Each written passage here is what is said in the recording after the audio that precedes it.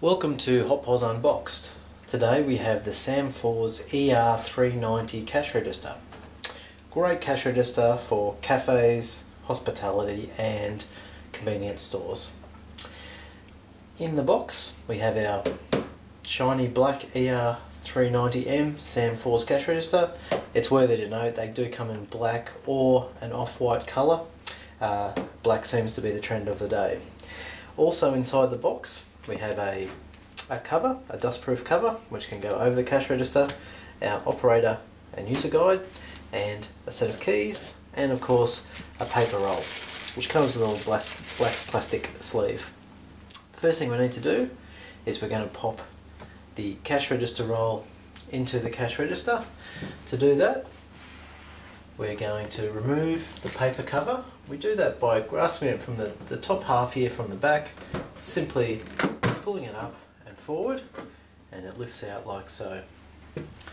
We then have a sticky bit of tape there just to keep the paper cover down during its travel. We remove that. Behind the piece of paper we have a lip which we push forward, and the clamshell printer opens up like so. We remove the piece of paper in there from the manufacturer. We now are ready to put in our roll. Important to note, rolls on Samfor's cash registers must feed from underneath the roll, not on top of the roll. So from underneath, not on top.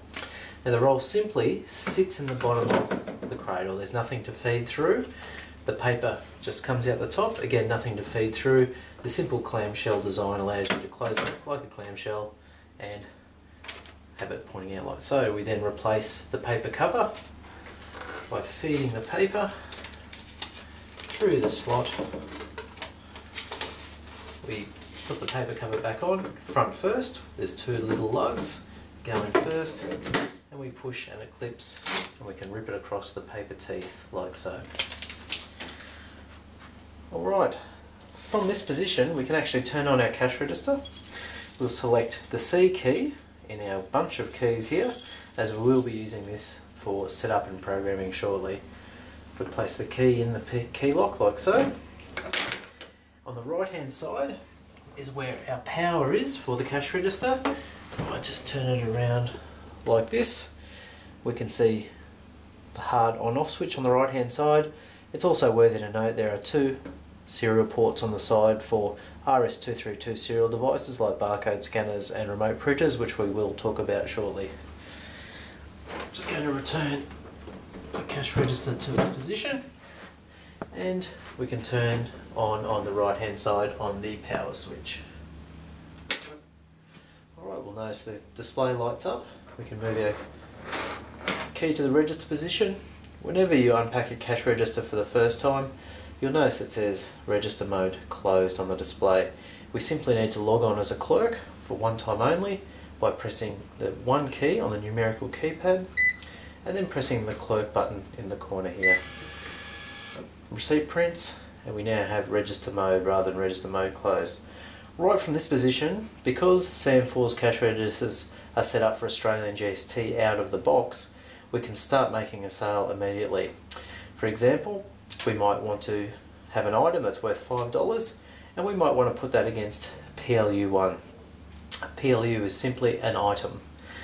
So we enter $5, 500, you'll notice it coming on the display.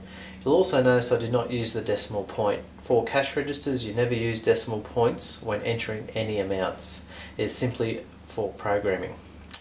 We then press the number 1 key, and it says PLU1 has rung up $5. Again, we can do $10 for PLU2, 100, PLU2. And that is how we register items on the cash register. At that stage, if that's the completion of the sale, you can press subtotal, which gives you $15.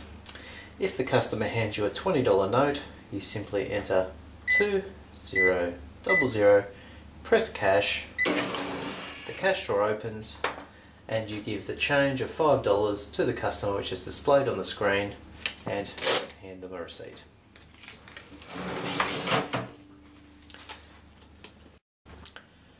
Okay, Okay, so now we're going to run through some of the most common function keys used on our cash register that you'll use in everyday operation.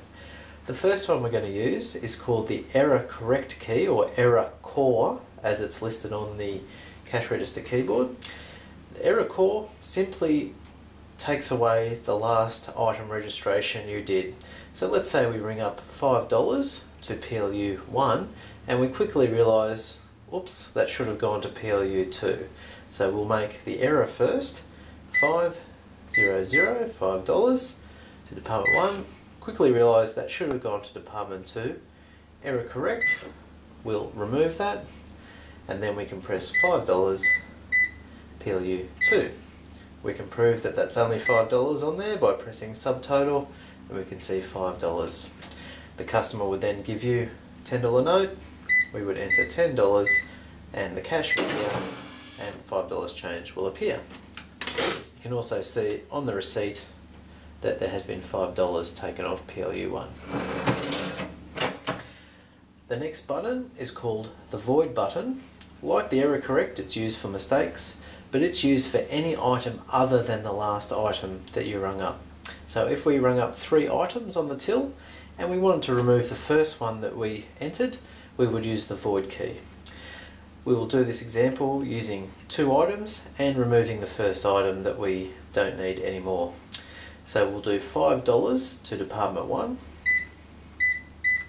like so, $10 to Department 2, like so, and now we either realise the $5 should not have gone to Department 1, or maybe the customer does not want that $5 item anymore that was on 1. In this case, we press void, we press $5, and we press number 1, and we see -5 on the display.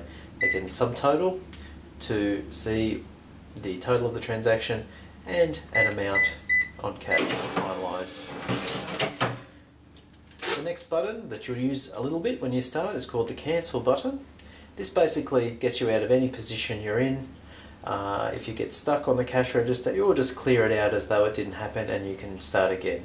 It's also handy if a customer has a bit of trouble with their card, they go to pay, you've got $50 sitting on the till and they can't pay for the items. Cancel will cancel that order.